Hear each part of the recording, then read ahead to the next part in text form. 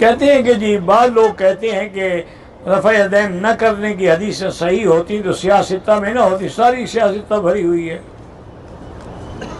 کوئی حدیث کی کتاب کھول لیں، ترمذی شریف کھول لیں، نسائی کھول لیں، کوئی کھول، اور ہم تو ان جھگڑے والے مسئلوں میں نہیں پڑھتے، لیکن تمہیں میرے خیال میں حدیث کا شوق تو ہے لیکن سمجھ نہیں ہے۔ ایک بات یاد رکھو، ہمیشہ امام ترمذی نے دو باب باندھے ہیں، رفع یدین کرنے کا اور نہ کرنے کا۔ کرنے کا پہلے باندھا ہے اور نہ کرنے کا بعد میں باندھے، مانا ہے کہ پہلا ختم ہے۔ تم مجھے کسی دنیا کی حدیث کی کتاب میں دکھا دو کہ رفع یدین چھوڑنے کا بعد میں ہو اور کرنے کا پہلے ہو۔ یہ تو فقہ ہے امام کی، امام ترمذی کی، وہ محدث عظیم ہے۔ 1400 سال گزر گئے ہیں، ان نے ابھی تک قوم کو بس رفع یدین میں آمین زور سے کہو، ٹانگیں زیادہ پھیلا کے رکھو، اسی پہ لڑایا ہوا۔ لوگ کیا کہیں گے ہمیں کہ ہم کیسے مسلمان ہیں؟ 1400 سال میں ہم ایک نماز پر بھی اکٹھے نہیں ہو سکتے۔ اللہ الرحمن الرحیم۔ احناف کے نزدیک اور امام مالک رحمہ اللہ تعالیٰ کی ایک روایت کے مطابق رفع الیدین جو ہے وہ منسوخ ہے، یعنی بالکل آخری عمل جو رسول اللہ صلی اللہ علیہ وسلم کا تھا وہ رفع الیدین کے ترک کرنے کا تھا۔ اس میں وائل ابن حجر رضی اللہ تعالیٰ عنہ کی دلیل پیش کی جاتی ہے کہ وہ متاخر الاسلام ہیں، انہوں نے اسلام قبول کیا اور جو نبی کی نماز نقل کی اس میں رفع الیدین ہے۔ لیکن حضرت وائل ابن حجر ہی سے دوسری روایت ہے کہ جب وہ دوسری مرتبہ نبی کی خدمت میں آئے تو صرف تکبیر تحریمہ کے رفع الیدین کا تذکرہ کیا ہے، رکوع اور قومہ رکوع اور قومے کی طرف جاتے ہوئے رفع الیدین کا تذکرہ انہوں نے نہیں کیا۔ اس سے استدلال کیا گیا ہے، اور بہت سارے اس پر یعنی دلائل ہیں کہ اہل کوفہ جہاں جو علم کا مرکز تھا ان کا اس پر اجماع تھا کہ وہ رفع الیدین نہیں کرتے تھے۔ ظاہر ہے انہوں نے رسول اللہ صلی اللہ علیہ وسلم کی آخری وقت کی نمازیں ان صحابہ نے فالو کی ہیں جو حضرت علی کے ساتھ کوفہ آئے تھے، اور امام مالک سے صحیح روایت سے ثابت ہے کہ وہ کہتے ہیں میں نے اہل مدینہ کو رفع الیدین کرنے والا نہیں پایا۔ لیکن بہرحال رفع الیدین کرنے کے بھی دلائل ہیں اور نہ کرنے کے بھی دلائل ہیں۔ امام ترمذی نے امام بخاری کے شاگرد ہیں، انہوں نے جب رفع الیدین کا تذکرہ کیا کہ رفع الیدین کی حدیث ذکر کی ہے تو فرمایا کہ وہ بھی یقول بعض اہل العلم من اصحاب النبی صلی اللہ علیہ وسلم، یہی بعض صحابہ کا مذہب ہے۔ لیکن جب ترک رفع الیدین کا ذکر کیا ہے تو فرمایا وہ بھی یقول غیر واحد من اہل العلم من اصحاب النبی صلی اللہ علیہ وسلم، یہی بہت سارے صحابہ کا مذہب ہے۔ لیکن بہرحال اس معاملے میں اعتدال کی رائے اختیار کرنی چاہیے، دلائل دونوں طرف ہے۔ تو ایسے موقع پہ جہاں فروعی اختلاف ہو کسی مسئلے میں، عوام کو بجائے خود فیصلہ کرنے کے بجائے یہ کسی مجتہد کو فالو کرنا چاہیے دوسرے کی رائے کے احترام کے ساتھ۔ تو بر صغیر میں فقہ حنفی رائج ہے، اور جب سے یہاں اسلام آیا ہے امام ابو حنیفہ ہی کے مسلک کو فالو کیا جا رہا ہے، وہ بھی قرآن و حدیث ہی پر مبنی ہے۔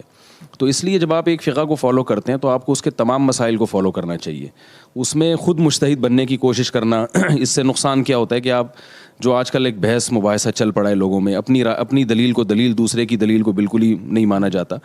تو جب آپ امام حنیفہ کی رائے کو فالو کر رہے ہیں، اور وہ بہت سارے صحابہ سے منقول بھی ہے، مصنف ابن ابی شیبہ کی روایت ہے کان اصحاب علی و ابن مسعود لا يرفعون ایدیہم فی الصلاۃ، کہ حضرت علی اور عبداللہ بن مسعود کے شاگرد رفع الیدین نہیں کرتے تھے۔ تو دونوں طرف ہے، میں نے بتایا کہ اس طرف بھی روایتیں، میرا مقصد رفع الیدین کا انکار نہیں ہے، دونوں طرف روایتیں ہیں۔ تو یہ اختلافی مسئلہ ہے، تو کسی ایک فقہ کو فالو کریں اور دوسرے کا احترام کریں۔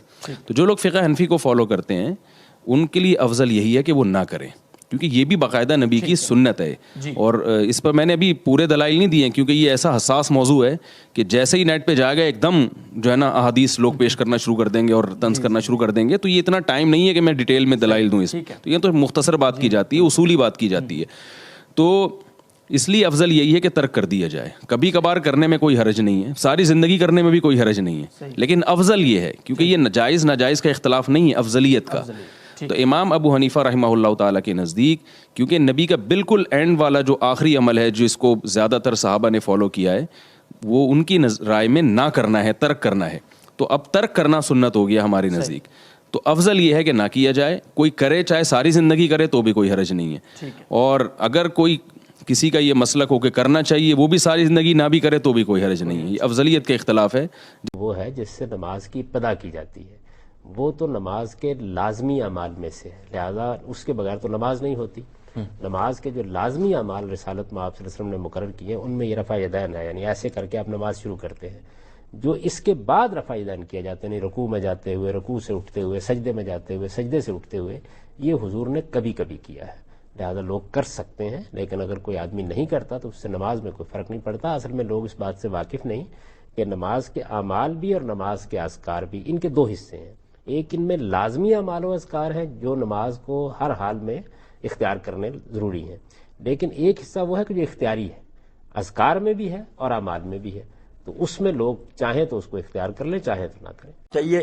اور اس سلسلے میں ایک بات جو کئی مرتبہ کئی وقت میں پھر آپ لوگوں کو بتا دوں کہ میرے نزدیک یہ مسئلے جو ہے نا نماز کے، اللہ گواہ میں اس ممبر کہتے ہیں ان کی رائے حقیقت نہیں ہے کہ رفع یدین اور پاک پیار دوسرے رائے کچھ نہیں ہے۔ یہ صحابہ کرام سے لوگ ساری طرح پڑھ رہے ہیں، امت کے چوٹی کے لوگ پڑھ رہے ہیں، کوئی ان میں سے بے نماز نہیں ہے، کوئی گمراہ نہیں ہے، ترجیح کا معاملہ ہے۔ میں سمجھتا ہوں مجھے زیادہ ثبوت ملتا فاتحہ پڑھنے کا پڑھے، دوسرا سمجھتا ہے اس کے بغیر بھی ٹھیک ہے۔ یاد رکھو میں یہاں اعلان کر رہا ہوں نماز ہے ساری امت کی درست ہے، میں اللہ کو گواہ کرتا ہوں ایک امت کا آدمی بھی نہیں جو غلط نماز پڑھ رہا، سب کے پاس یہ حدیث ہے یا صحابہ کرام کا طرز عمل ہے، کوئی گمراہ نہیں، بالکل سارے ٹھیک ہے، کوئی فکر نہ کرو۔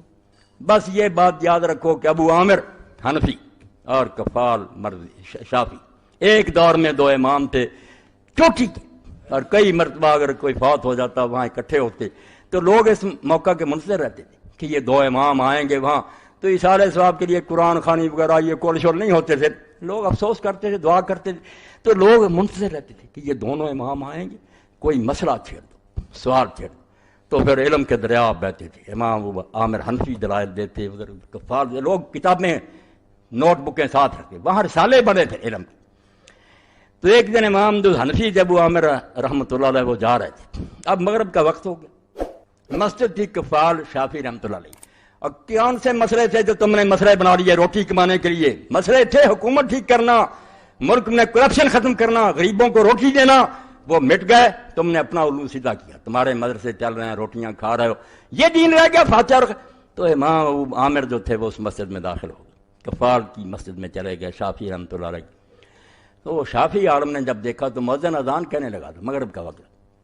اب شافی لوگ جو ہیں وہ ترجیح کی اذان کہتے ہیں، ریپیٹ کرتے ہیں کہ 2 مرتبہ اشہد اللہ اللہ، 2 مرتبہ اشہد ان محمد رضا، آہستہ آواز سے کہنا، پھر پورے زور سے اڑیاں اٹھا کر اشہد اللہ الہ الا اللہ دوری۔ یہ مکہ میں اذان ہوتی تھی، ابو محذورہ رضی اللہ عنہ کا آپ نے سکھائی، مدینہ میں وہ اذان ہوتی تھی جہاں امام کہتے ہیں سیدھی۔ تو شافی عالم نے کہہ دیا ابو عامر صاحب آئے حنفی اذان کہو، شافی اذان نہیں کہنی، پتا تھا کہ دونوں سنت ایک مکہ میں تھی، کیا فرق پڑ گئی؟ اب اذان جب حنفی طریقہ سے ہوئی تو نماز کے لیے بھی انہوں نے ابو عامر کو کر دیا۔ اور کون ان ملاؤں کو سمجھائے؟ کیوں دین کا ستیہ ناش کرتے ہو؟ اسلام ایک ہی ہے، اللہ رسول کے دیوانے ہیں سارے، آگے کر دی۔ اب امام ابو عامر نے کہا اتنی میرا احترام کیا کفار نے، انہوں نے اللہ سینے پر ہاتھ، حنفی طریقہ چھوڑ دیا نا پر، آمین اونچی آواز سے کی، رفع یدین کیا۔ یہ خود واقعہ مولانا شاہ رحمۃ اللہ علیہ نے اور مولانا یوسف بن نوری رحمۃ اللہ نے معرفت سنن میں لکھا، کتنی بڑی اونچی مثال کہ کوئی نمازوں کا نہیں بگڑتا، میں رفع یدین چھوڑ دوں وہ حنفی کر لے، کوئی اچھوت نہیں ہو جائے گا۔ سب لوگوں نے یہ شرارتیں شروع کر رکھی ہیں، کوئی بات نہیں، کوئی اللہ کا بندہ جس کے سر پر آپ قرآن رکھ دیں کہ اللہ کو حاضر ناظر کیا ہے، صحابہ کرام میں دونوں طرح کے لوگ تھے، رفع یدین کرتے تھے، چھوڑتے نہیں، مانے گا۔ امام ترمذی سے بڑا امام بخاری کا کون شاگرد ہے؟ وہ خود کہتے کہ کرنے والے بھی تھے چھوڑنے والے۔ اب وہ صحابہ کرام بے دین مرے ہیں، توبہ توبہ، بے نماز مرے، اللہ سے ڈر جاؤ، بعد آ جاؤ، جو آپ کو پسند ہے وہ کرو، اور اگر اچھا کریں تو اس طرح کرو جیسے امام سفیان بن عیینہ کرتے تھے، کسی نماز میں کر لیا کرو، کسی میں چھوڑ دیا کرو، تاکہ دل میں سے یہ نفرت اور کینہ جاتا رہے۔ آپ سمجھیں دونوں حضور کی سنت ہیں، فعلوا مرۃ وترکوا مرۃ۔ شاہ ولی اللہ فرماتے ہیں کبھی حضور کسی نماز میں کر لیتے تھے، کسی والکل سنہ، دونوں ہی سنت ہیں، بلے کل نسل اصیل، دونوں کی بڑی گہری بنیادیں ہیں، مگر فرقہ پرست مولوی یہ بات نہیں کہے گا۔ ملا یہ جس کو کہتے ہیں نا، ہے دونوں نے گالی بنا لی مگر بات ٹھیک، ملا یہی ہے تعصب ہے، تشدد ہے، دوسروں کو مسلمان نہ سمجھیں۔ تو اللہ کے لیے یہ اس سال کا میرا آخری خطبہ تھا اس خلافت کے بارے میں۔ اللہ تعالیٰ مجھے اور آپ سب کو خیریت سے رکھے اور حکومت اسلامیہ کے لیے ہمارے دلوں میں تڑپ پیدا کرے۔ آپ اپنی نمازوں میں روئیں کہ اللہ وہ دور آئے رسول اللہ کا، ابو بکر عمر کا، عثمان علی کا، ایسا دور جس میں خلافت راشدہ ہو، خلیفہ پھٹے کپڑے پہنے، لوگوں کے مکان اچھے ہوں، اس کا گھرا ہوا وہ رات کو گھومے کہ غریبوں کی خبر لے، وہ بابرکت دور ہے، زمین پر آ جائے واشرقت الارض بنور ربہا، اور یہ زمین اللہ کے نور سے چمک اٹھے، جلوے چمکے، غریبوں کو بھی جنت مل جائے۔ اس کے لیے کوئی کوشش کرو جو اصل دین ہے، یہ چھوٹے چھوٹے مسئلے کوئی نہیں، یہ وقت گزاری کرے اپنی دکانیں چمکانے کے لیے ہیں۔ وآخر دعوانا الحمدللہ رب العالمین وصلی اللہ تعالی علی خیر خلقہ محمد وآلہ وصحبہ اجمعین۔ بسم اللہ۔